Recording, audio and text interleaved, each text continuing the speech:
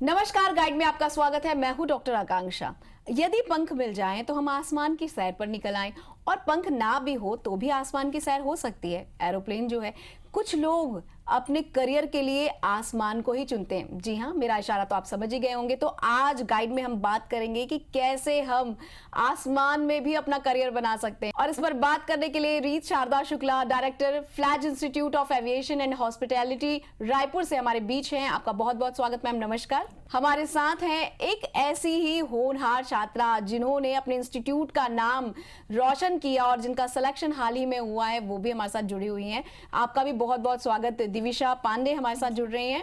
आप दोनों का ही स्वागत। और सबसे पहले फ्लैज इंस्टीट्यूट ऑफ एविएशन के बारे में हम जान लें कि आखिर ये इंस्टीट्यूट करता क्या है, किस तरह से तैयारी कराता है। एयर होस्टेस बनना हो या फिर पायलट बनना हो, किस तरह की तैयारी यहाँ होती है मैम? हमारा ये इंस्टीट्यूट फ्लेज aviation and hospitality Aeron academy, ये हम स्टार्ट किया हमने 2018-19 में। पहले भी मैं इस फील्ड से ही रही हूँ और पहले भी हमारा इंस्टीट्यूट चलता था।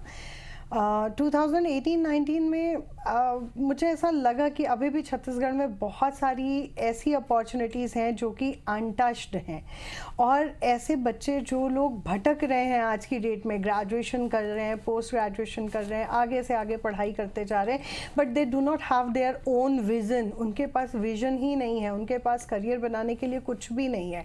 सिर्फ ये लगता है कि पढ़ते जाओ और हम अच्छा करियर बना लेंगे। तो पढ़ाई तो बहुत इम्पॉर्टेंट है ही, लेकिन उसके साथ साथ उनको अपनी स्किल पे काम करना पड़ता। इसलिए हमने ये इंस्टीट्यूट स्टार्ट किया, और ऐसे होनहार बच्चे जिनके पास कुछ कर गुजरने की चाहत थी, उन बच्चों को हमने यहाँ पे सेलेक्ट किया है, और उन बच्चों को हम कुछ डिफरेंट ट्रेनिंग देते हैं। हम इसे पढ़ाई बोलना थोड़ा अजीब सा होगा, this is kind of training only, ताकि हम उन बच्चों की उस स्किल पे काम कर सके जो कि रिक्वायर्ड है आज की डेट में एविएशन इंडस्ट्री में। तो हम उन बच्चों को ट्रेन करते हैं, एविएशन इंडस्ट्री के लिए ट्रेन करते हैं। इसमें pilots, ground staff, air hostess, इस तरह की बहुत सारी जॉब हैं जिनके लिए बच्चे ट्रेंड होते हैं हमारे पास। जी बिल्कुल।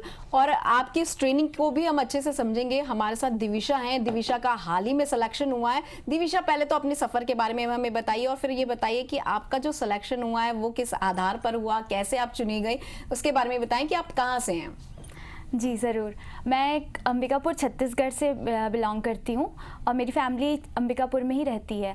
मेरी जर्नी बहुत ही अच्छी थी। मैं अंबिकापुर में अपना स्कूलिंग कंप्लीट की Holy Cross convent senior secondary school से, और मेरा विज़न क्लियर था कि मुझे एयर हॉस्टेस का ही कोर्स करना है। बट अंबिकापुर एक छोटा शहर है, वहाँ इसका मीन्स प्रॉपर एजुकेशन नहीं है। इस वजह से मैं वेबसाइट वगैरह में सर्च की, and then I came to know about फ्लेज। सो मैं वहाँ से डायरेक्टली आई इधर रायपुर, और मैं ज्वाइन कर ली फ्लेज, और यहाँ मुझे बहुत कुछ सीखने मिला। मैं सिर्फ इतना जानती थी कि कुछ एयर हॉस्टेस जैसा होता है, बट इसके अंदर क्या होता है ये सब चीज़ मुझे यहाँ आकर पता चला। फिर मैंने इंटरव्यूज़ देना स्टार्ट किए, और मेरा फर्स्ट इंटरव्यू एयर इंडिया का था, बट उसमें ड्यू टू उसमें क्वालिफ़िकेशन मेरी पूरी नहीं थी, उसमें ग्रेजुएट चाहिए थे और मैं 12th पास थी। फिर मैंने सेकेंड इंटरव्यू इंडिगो का दिया, जिसमें मेरे साथ रीत मैम भी साथ गई हुई थी, और यहीं रायपुर में ही उसका इंटरव्यू था, मयूरा होटल में। और मेरे को आज भी याद है, पूरे टाइम मेरे साथ रीत मैम बैठी हुई थी, और उन्होंने बहुत ज़्यादा हेल्प किया। इसी वजह से शायद मैं सिलेक्ट हुई हूँ, और मैं पूरा क्रेडिट मेरे फैमिली और मैम को देती हूँ। निश्चित रूप से जब कोई सपोर्टर हमारे साथ होता है तो एक सफलता की सीढ़ी तो हम ऑलरेडी चढ़ चुके होते हैं, और फिर आपके टीचर का आपके साथ सपोर्ट था, फैमिली का सपोर्ट था। आगे और भी हम आपकी जर्नी के बारे में जानेंगे। रीत जी, आपसे जानना चाहते हैं, आप खुद एयर होस्टेस रही हैं, फिर आपने अपना एक इंस्टीट्यूट डाला क्योंकि आप छत्तीसगढ़ में कुछ करना चाहती थी। तो ये एयर होस्टेस जो बनने का जो सिलसिला होता है, जिसमें आप सिलेक्शन करते हैं, जैसा कि आपने बताया, ये जो सिलेक्शन होता है वो किस आधार पर होता है? देखिए, इसमें बेसिक चीज़ें होती हैं हमारी, जैसे बच्चे की क्वालिफिकेशन। बच्चा मिनिमम 12th पास होना चाहिए। आजकल बहुत सारी कंपनियां ग्राउंड्स पे या और किसी जॉब के लिए ग्रेजुएशन भी मांगती हैं, बट एयर हॉस्टेस के लिए अभी भी 12th पास बच्चे ज़रूरी हैं। 12th में आपकी कोई भी स्ट्रीम हो, आपने आर्ट्स लिया हो, कॉमर्स लिया हो, मैथ्स लिया हो, साइंस लिया हो, जो भी लिया हो, वो उससे मैटर नहीं करता है। मैटर करता है कि आपकी हाइट परफेक्ट होनी चाहिए। जैसे गर्ल्स के लिए 5'2" होनी चाहिए, 5 फीट 2 इंचेस। बॉयज़ के लिए मिनिमम 5'10", 5'11" होनी चाहिए। इस तरह से इनकी बेसिक रिक्वायरमेंट्स हैं। No visible tattoos allowed inside the aviation industry. Yes, grounds पे हम कुछ जगहों पे ऐसी जगह पे टैटूज एक्सेप्ट कर लेते हैं जो कि हमें विजिबल नहीं होते हैं। तो इस तरह की कुछ कुछ चीज़ें हैं जिनको हमें चेक करना पड़ता है बच्चों को ट्रेनिंग देने से पहले। अगर किसी जगह पे उनकी हाइट कम है या कोई बच्चा ऐसा जो टैलेंटेड बहुत है बट हाइट कम है, तो हम उनको सजेस्ट करते हैं कि आप हॉस्पिटैलिटी में और एविएशन के ग्राउंड्स की जॉब के लिए अप्लाई करें। जी बिल्कुल। तो दिविशा हमारे साथ हैं जिनका हाल ही में सिलेक्शन हुआ है। दिविशा, जैसा कि आपने बताया कि इंस्टीट्यूट में आकर आपने बहुत कुछ सीखा, आपको नहीं पता था कि एयर होस्टेस के लिए क्या क्या क्वालिफिकेशंस चाहिए, तो जो भी चीज़ें आपने सीखी उसका इंटरव्यू में क्या आपको इम्पैक्ट नज़र आया, क्या बेनिफिट नज़र आया? सबसे पहले तो कम्युनिकेशन स्किल जो कि हमें यहाँ आकर दिया गया क्लास में, हमारी फर्स्ट एड की क्लास हुई, कम्युनिकेशन की क्लास हुई, तो ये सब चीज़ें मुझे इंटरव्यू के टाइम बहुत ही ज़्यादा हेल्पफुल रही, क्योंकि हमें क्या चाहिए जो हम बात कर सकें, किसी से इंटरेक्ट कर सकें, और यही चीज़ हमारे फ्लेज में सिखाया भी जाता है। मैम, एयर होस्टेस का जो कोर्स होता है बेसिकली ये कितने साल का होता है और क्या इसके लिए आप कोई प्री एग्ज़ाम लेते हैं? देखिए, इसके लिए एक टेस्ट तो ज़रूर होता है जिसमें हम जनरल नॉलेज, जनरल अवेयरनेस का टेस्ट लेते हैं। एक्चुअली मैं थोड़ा सा आपको एविएशन के बारे में बताना चाहूँगी कि लोगों के साथ ये ज़रूर है कि आज तक लोग यही समझते आ रहे हैं कि हम अगर 1 साल के ट्रेनिंग के लिए जा रहे हैं तो हमें स्कूल और कॉलेज की तरह सब्जेक्ट वाइज पढ़ाया जाएगा, जबकि एविएशन में आने के लिए हमारी जो ट्रेनिंग है वो स्किल्ड बेस्ड है और हम बच्चों को लिखने और पढ़ने वाला बहुत ज़्यादा पोर्शन नहीं बताते। हम काम करते हैं उनके थॉट्स पे, हम काम करते हैं उनकी वोकैबुलरी, उनके प्रोनाउंसिएशन, उनकी बोलना चाहिए कम्युनिकेशन के ऊपर, ताकि बच्चा जो है वो डिफरेंट पर्सनालिटीज़ के साथ बात कर सके, इंटरेक्ट कर सके, उनकी प्रॉब्लम सॉल्व कर सके, प्रॉब्लम का सॉल्यूशन निकाल सके, और उसके अंदर वो कैपेसिटी हो कि बच्चा हर एक प्रॉब्लम के लिए फ्रंट पे खड़ा हो सके और उसको सॉल्व कर सके। तो ये जो ट्रेनिंग है ये बेसिकली हम पर्सनालिटी डेवलपमेंट करने के लिए देते हैं, ताकि बच्चे के अंदर, आजकल 1-1, 2-2 बच्चे हैं घर पे, आपको पता ही होगा कि बच्चे बहुत पैम्पर्ड होते हैं। तो एविएशन में अगर आप आ रहे हैं तो आपको गुड लिसनर होना बहुत ज़रूरी है, आपके अंदर पेशेंस होने बहुत ज़रूरी हैं, आपको बहुत सारी ऐसी क्रिटिकल सिचुएशंस का भी सामना करना पड़ सकता है ड्यूरिंग जॉब, ताकि आप चीज़ों को ईजिली मैनेज कर सकें। तो ये जो ट्रेनिंग है ये नॉर्मल पढ़ाई से बहुत अलग है, और इसमें जो हम ट्रेन करते हैं बच्चों को वो पूरी तरह से स्किल्ड पे ही काम करके ट्रेन करते हैं। इसलिए अगर इस तरह की कोई ट्रेनिंग आपके आसपास कहीं हो रही है या आप हम तक पहुंच सकते हैं, तो मैं रिक्वेस्ट करूंगी इस जनरेशन से कि आप यहाँ पे आएँ, अपने आप पे वर्क करें और अपने आप को परफेक्ट वे में ले जाके एक एविएशन इंडस्ट्री में बेस्ट लीडर, बेस्ट पोजीशंस के लिए तैयार करके आगे बढ़ें। जी बिल्कुल। अब दिविशा, आपसे जानना चाहेंगे, आम तौर पर एयर होस्टेस बनना मतलब ख्वाब देखना और उसको प्रैक्टिकल में करना बहुत फ़र्क होता है। तो जब आप ट्रेनिंग कर रही थी तो कभी मन में ख्याल आया यार मैंने गलत फील्ड चूज़ कर लिया, या फिर कभी जब आपने ये शुरुआत की होगी, अपने पेरेंट्स से बात की होगी, तो किस तरह का रिएक्शन उस समय उनका था, ये भी हम जानना चाहेंगे। मैं इस सवाल का आंसर देने के लिए मैं बहुत ज़्यादा एक्साइटेड हूँ, क्योंकि अधिकतर घरों में यही होता है कि जब कोई शेयर करता है कि मैं एयर होस्टेस बनना चाहती हूँ तो जज कर दिया जाता है उसे कि ये तो वेट्रेस का जॉब है। बट नहीं, मैं इस चीज़ में बहुत ज़्यादा लकी मानती हूँ अपने आप को कि मेरी फैमिली भी उतनी ही सपोर्टिव रही जितना मैं चाहती थी। मैं बल्कि मेरी फैमिली उससे भी ज़्यादा एक्साइटेड थी। आज भी पापा कहीं भी बताते हैं कि मैं एयर होस्टेस हूँ तो बहुत प्राउडली बताते हैं, और मुझे लगता है मेरे सबसे बड़ा अचीवमेंट यही है कि वो खुश हैं। तो मेरी जर्नी बहुत ही प्यारी थी, और ट्रेनिंग के दौरान तो मुझे ऐसा लगा ही नहीं कि मैंने कुछ गलत चूज़ किया है, बल्कि मुझे ऐसा लगता था कि बिल्कुल सही जगह पे हूँ मैं। बहुत ही अच्छा था मेरा सफ़र, और बहुत ज़्यादा सपोर्ट भी मिला मुझे हर तरफ से, तो बस यही था। जी बिल्कुल, निश्चित रूप से जब हम ख्वाब देखते हैं और वो पूरे होने लगते हैं तो हमारी खुशियों का ठिकाना नहीं रहता। वो खुशी आपके चेहरे पर नजर आ रही है। बातों को सिलसिला जारी रखेंगे, लेकिन अभी रुक रहे एक छोटे से ब्रेक के लिए। आप देखते रहिए IBC 24।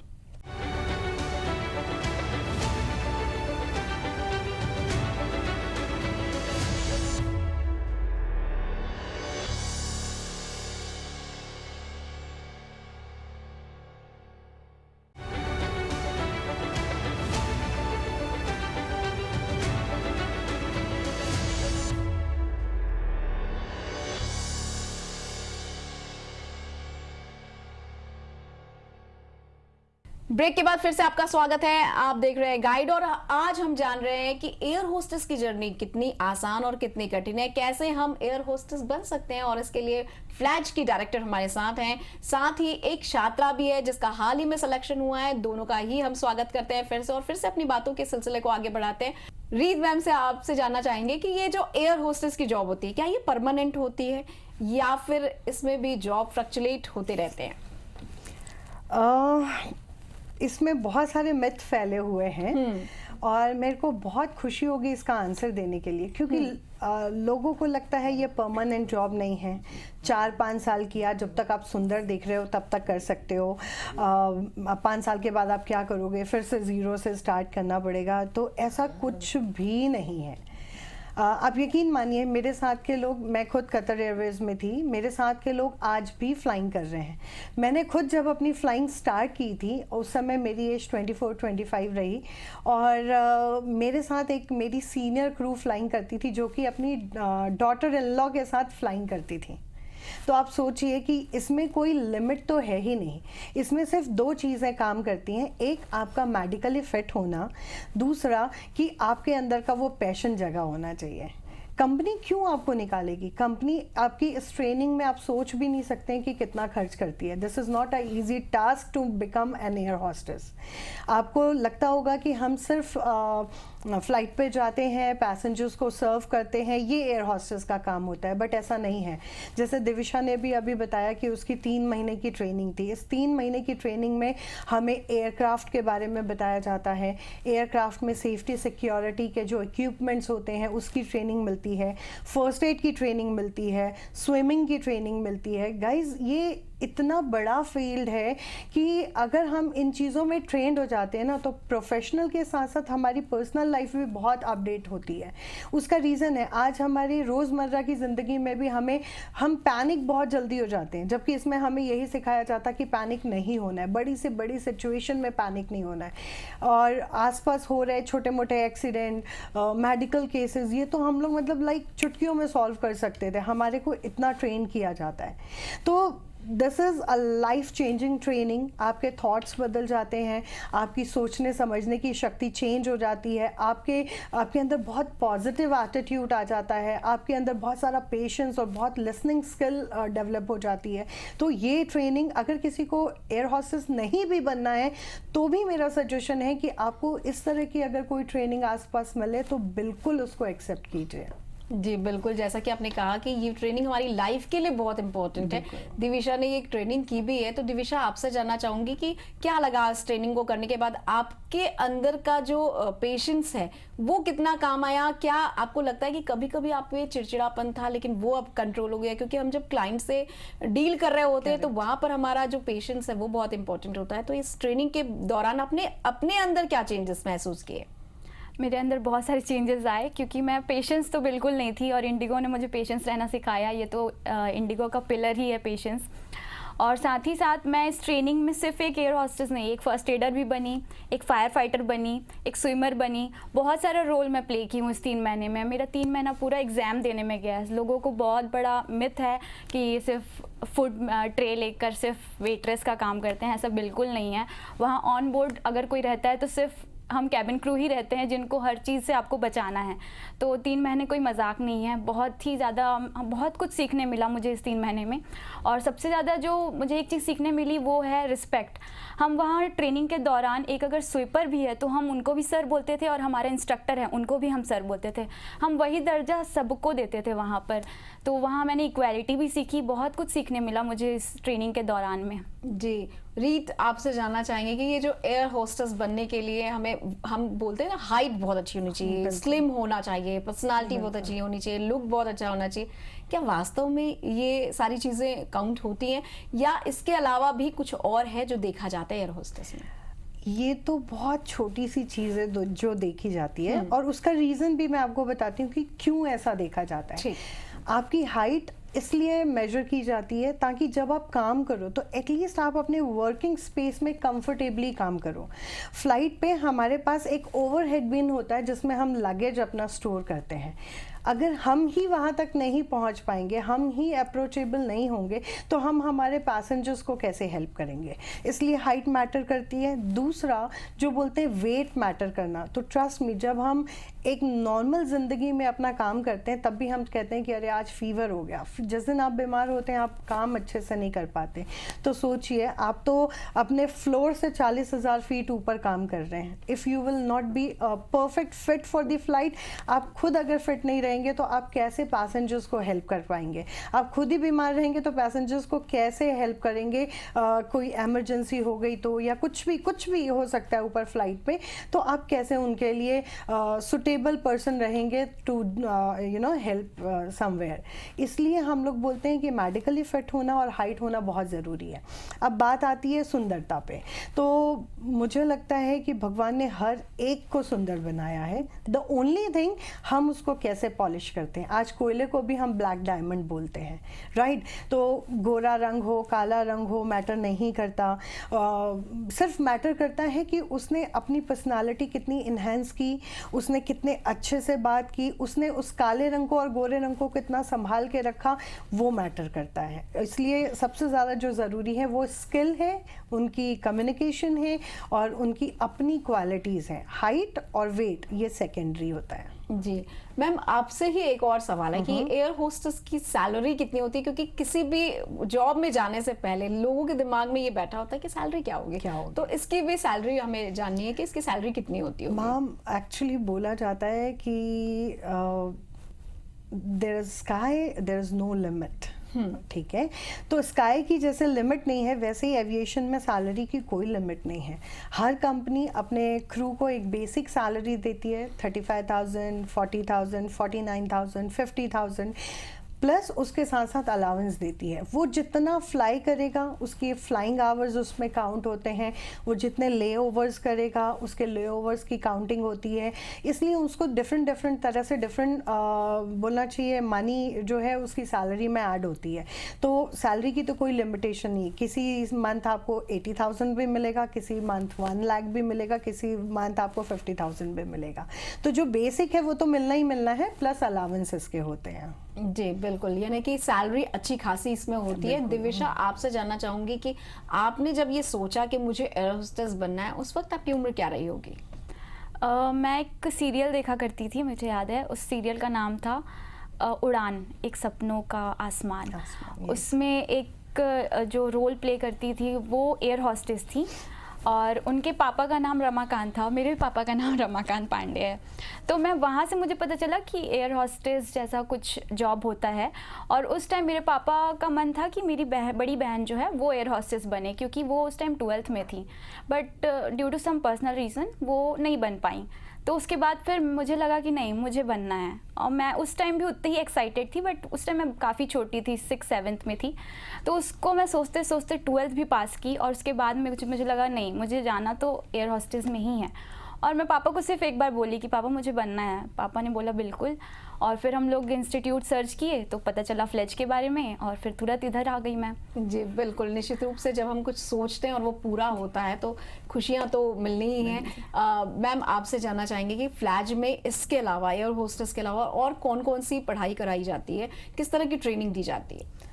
मैम, फ्लेज में पूरा एविएशन मैनेजमेंट है। एविएशन मैनेजमेंट में लोगों को सिर्फ और सिर्फ एक जॉब के बारे में पता है जो एयर हॉस्टेस है, लेकिन हम जो ट्रेनिंग देते हैं उसमें पायलट की ट्रेनिंग, एयर हॉस्टेस की ट्रेनिंग, एयरपोर्ट में होने वाली बहुत सारी जॉब्स, डिफरेंट उनके फील्ड्स, जैसे कस्टमर सर्विस हो गया, रैंप मैनेजर हो गया, सेफ्टी सिक्योरिटी के एग्जीक्यूटिव्स हो गए। इस तरह से बहुत सारे डिफरेंट फील्ड्स हैं जिसके लिए हम बच्चों को प्रिपेयर करते हैं, क्योंकि ज़रूरी नहीं कि हर कोई ही एयर हॉस्टेस बनेगा, और उसके एयर हॉस्टेस के अलावा भी जितनी जॉब्स हैं उसके लिए भी हम बच्चों को प्रिपेयर करते हैं। जी बिल्कुल, और अब चलते चलते आप ही से अगला सवाल ये भी है मैम कि एयर होस्टेस बनने में कितना खर्चा आता होगा, उस टर्म के कोर्स करने में कितना पीरियड का जो ड्यूरेशन है वो कितने दिन का होगा और इसका खर्च कितना होता है? मैम अगेन खर्च जो है वो डिपेंड कि आपके अंदर कितनी क्वालिटीज़ जी। हैं, हमें कितना और इन्हेंस करना है। अगर आपकी कम्युनिकेशन, आपकी पर्सनालिटी या आपको टेक्निकली बस थोड़ी सी हमारी सपोर्ट चाहिए, तो ये डिपेंड करता है स्टूडेंट पे, डिपेंड करता है कि वो कहाँ तक पहुँच चुका है और मुझे उसको कहाँ तक आगे लेके जाना है। और duration of course almost 6 month से 1 ईयर। अगर हम पायलट की ट्रेनिंग भी देखते हैं तो पायलट की ट्रेनिंग के लिए भी हमको 18 to 19 मंथ्स लग जाते हैं, जिसमें जो इंडिया में जैसे हमने टाई अप किया हुआ है अमेरिका और साउथ अफ्रीका से, तो इंडिया में जो हम बच्चों को हेल्प करते हैं, DGCA की ग्राउंड क्लासेस देते हैं, उनका क्लास 2 मेडिकल कराते हैं, तो ये सारी फॉर्मेलिटीज़ कंप्लीट करने में हमें 4 to 5 मंथ्स लगते हैं। एंड देन 1 ईयर का जो प्रॉपर फ्लाइंग स्कूल है वो उनको ट्रेन करता है, जिसमें उनकी ground classes, practicals, flying hours ये कंप्लीट किए जाते हैं। जी, आप दोनों ने इतना महत्वपूर्ण समय हमारे लिए निकाला, इतनी जानकारी दी, इसके लिए बहुत बहुत शुक्रिया। Thank you so much. तो यदि आप भी अपने सपनों की उड़ान भरना चाहते हैं, एयर होस्टेस बनना चाहते हैं या फिर आसमान की सैर करना चाहते हैं और वही पढ़ाई करना चाहते हैं, तो आपके लिए एक बहुत सुनहरा अवसर है। हमें आशा है कि आज की इस चर्चा से आपका मार्गदर्शन हुआ होगा। किसी और विषय के साथ होगी मुलाकात, तब तक कीजिए इंतजार। नमस्कार।